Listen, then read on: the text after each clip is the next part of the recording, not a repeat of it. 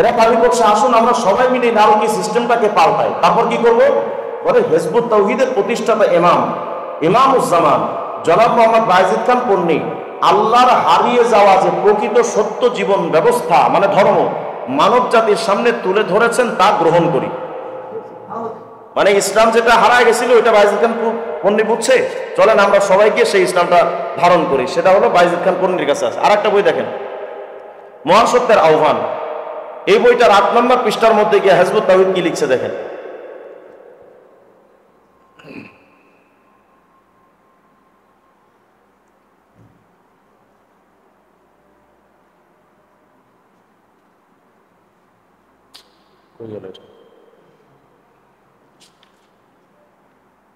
একটু এক মিনিট।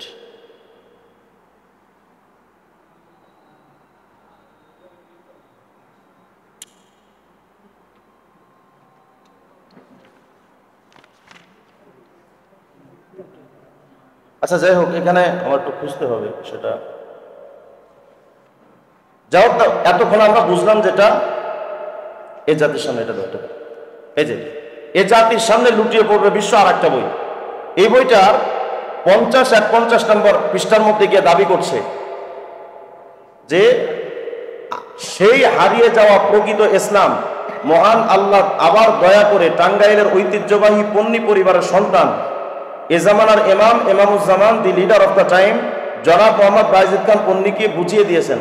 তারই পক্ষ থেকে হিজবুত তাওহীদ মানব জাতিকে বলছে এই অশান্তিময় অবস্থা ও আসন্ন বিপদ থেকে রক্ষা পেতে সকলে ঐক্যবদ্ধভাবে আল্লাহকে জীবনের একমাত্র এলা হুকুমদাতা হিসাবে মেনে নেওয়া ছাড়া আর কোনো বিকল্প রাস্তা নাই।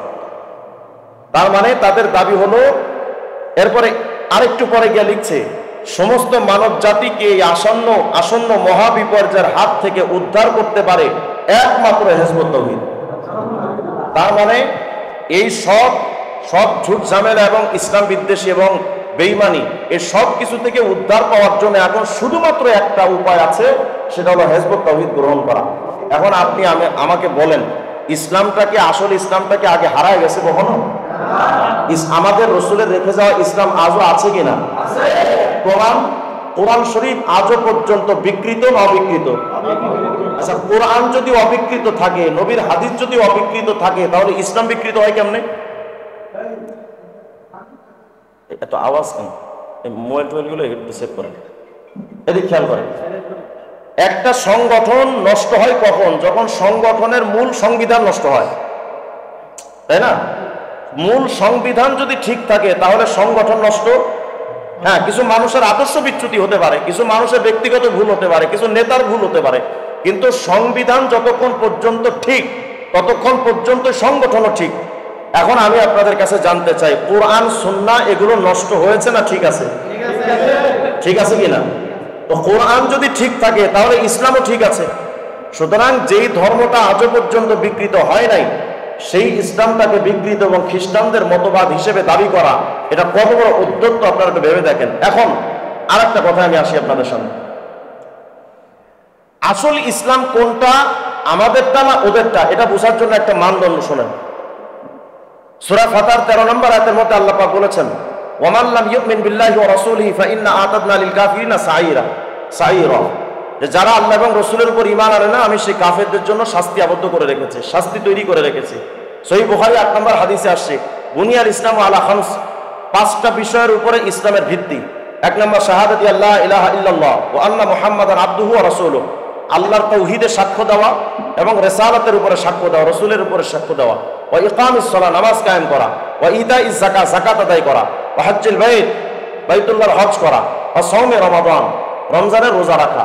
আমি আপনাদের কাছে জানতে চাই, এই যে 5টার বিষয়ের উপরে ইসলাম প্রতিষ্ঠিত, বলেন তো এই 5টা বিষয় আমাদের ইসলাম ধর্মে আলেম ওলামার কণ্ঠে মসজিদ মাদ্রাসায় এই 5টা বিষয় আছে না নাই?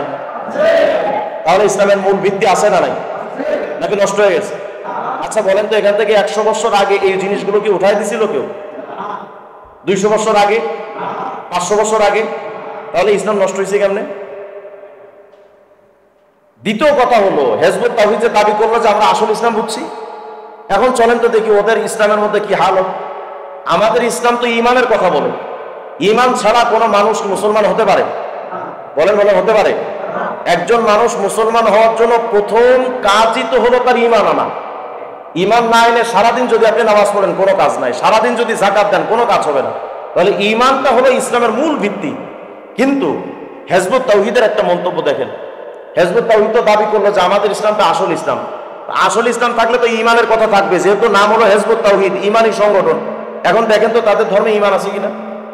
শ্রেণীহীন সমাজ, সাম্যবাদ প্রকৃত ইসলাম বইটা 52 নম্বর পৃষ্ঠার মধ্যে গিয়ে দেখেন তারা কি লিখছে, একটু মনোযোগ দেন। তারা লিখতেছে, আমরা বলি না যে আপনারা আল্লাহ বিশ্বাসী হয়ে যান, মোমেন হয়ে যান, পরকালে বিশ্বাসী হয়ে যান। আল্লাহর প্রতি কে ইমান আনবে কে আনবে না সেটা তারা আল্লাহর সঙ্গে বুঝবে। সুতরাং আল্লাহর প্রতি বিশ্বাস স্থাপন করানো আমাদের কাজ নয়। বুঝেন নাই কথা? আবার শোনেন, একটা মানুষ ইসলামে ঢুকতে গেলে বা ইসলামটা মজবুতির সাথে থাকতে গেলে ইমান তো প্রথম কাজ। ভাই বলেন না, ইমান, একটু মনোযোগ দেন, একটু মনোযোগ দেন। ইমান প্রথম কাজ না? ইমান ছাড়া কি কোনোদিন ইসলাম হয়? যেই দলের মধ্যে ইমান নাই সেটা কি মুসলমানদের দল? যেই প্রতিষ্ঠানে ইমান নাই সেই প্রতিষ্ঠানটা কি মুসলমানদের প্রতিষ্ঠান? তাহলে ইমান যেখানে আছে কিছুটা হলেও তো ধরে নেওয়া যায় যে না, সেখানে কিছুটা হলে ইসলাম আছে।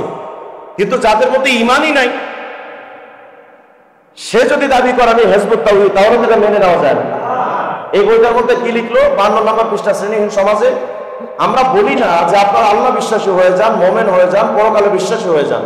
আল্লাহর প্রতি কে ইমান আনবে কে আনবে না সেটা তারা আল্লাহর সঙ্গে বুঝবে। সুতরাং আল্লাহর প্রতি বিশ্বাস স্থাপন করানো আমাদের কাজ নয়। তাহলে যাদের ধর্মে, যাদের দলে ইমান আনয়ন করার মেহনত এটা তাদের কাজই না, সেই দলটাকে হিজবুত শয়তান নাম দেওয়া যায়, হিজবুত তাওহীদ নাম দেওয়া যায় না। বলেন এর চাইতে বড় শক্তিশালী প্রমাণ আর কি দেখতে চান? যে একটা দল নিজেদের বেলায় দাবি করলো যে আমরা আসল ইসলাম, অথচ ইমানই নাই। তো যেখানে ইমানই নাই সেটাকে আসল ইসলাম বলার কোন যৌক্তিকতা আছে? এরপরে দেখেন মহাসত্যের আহ্বান, এই বইটার 105 নম্বর পৃষ্ঠায় দেখি। বলেন যদি কোনো মানুষ ইসলামের কাজ করে তাহলে নিশ্চয়ই সেই হিন্দুদেরকে ইসলামের দিকে ডাকবে, খ্রিস্টানদেরকে ইসলামের দিকে ডাকবে, ইহুদিদেরকে ইসলামের দিকে ডাকবে। ইসলামের মৌলিক কাজের মধ্যে তো অন্যতম কাজ হলো অন্য ধর্মের মানুষকে দাওয়াত দিয়ে, নিজের হিকমত এবং হুসনে আখলাক দিয়ে, সুন্দর ভাষা দিয়ে মানুষকে ইমানের পথে ডাকা। রাসূলুল্লাহ সাল্লাল্লাহু আলাইহি ওয়াসাল্লাম ইন্তেকালের আগ পর্যন্ত তো এই কাজই করে গেছেন। কথা বলেন, মানুষকে এই কাজই না, ইসলাম ধর্মের দিকে ডাকাই তো নবীর অন্যতম কাজ ছিল। কিন্তু দেখেন হিজবুত তাওহীদ কি বলে, এই বইটা শ্রেণীহীন সমাজ, মহাসত্যের আহ্বান, মহাসত্যের আহ্বান পৃষ্ঠা নাম্বার 105। 105 নম্বর পৃষ্ঠার মধ্যে গিয়ে হিজবুত তাওহীদ বলছে, আমরা কাউকে হিন্দু, বৌদ্ধ, খ্রিস্টান বা ইহুদি ইত্যাদি কোনো বিশেষ ধর্মের প্রতি আকৃষ্ট করছে না। আমাদের কথা হচ্ছে যার যার ধর্ম বিশ্বাস তার তার কাছে। তার মানে তাদের কাজের মধ্যে ইসলামের দিকে ডাকাও তাদের কাজ না। তাহলে ইমানও নাই, ইসলামও নাই, আবার দাবি করে বসলো আমি হিজবুত তাওহীদ। আমার তো মনে হয় এদের এই বক্তব্য যখন শয়তান শোনে তখন শয়তান দূরে থেকে কয় যে সেলিম তুই কেমনে পারস, আমারও হারায় দিই। তারপরে দেখেন এই যে আর একটা বই মহাসত্যের আহ্বান, এটার 75 নম্বর পৃষ্ঠার মধ্যে গিয়ে আবার তারা দাবি করছে, 75 নম্বর পৃষ্ঠা বলে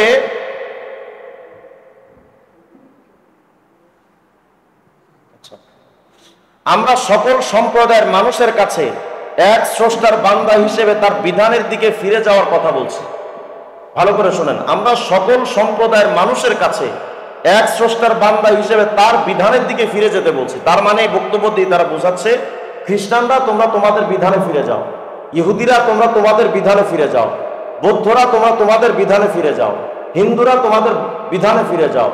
আশ্চর্য হবেন আপনি যদি গুগলে সার্চ দেন মানব সমাজের ধর্ম অধর্ম, জাস্ট এতটুকু লিখে ডান পাশে লিখবেন বজ্র শক্তি। এটা লেখার পরে দেখবেন তাদের বিরাট একটা আর্টিকেল আসছে তাদের ওয়েবসাইটে। এই আর্টিকেলের লাস্ট দিকে বলছে শুধু ইসলাম নয়, যে কোনো ধর্ম পালন করে জান্নাতে যাওয়া যায়।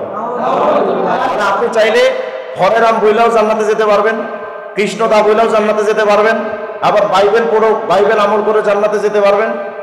মানে দুনিয়াতে যত ধর্ম আছে হিজবুত তাওহীদের এটা আরেকটা মতবাদ। তারা বলে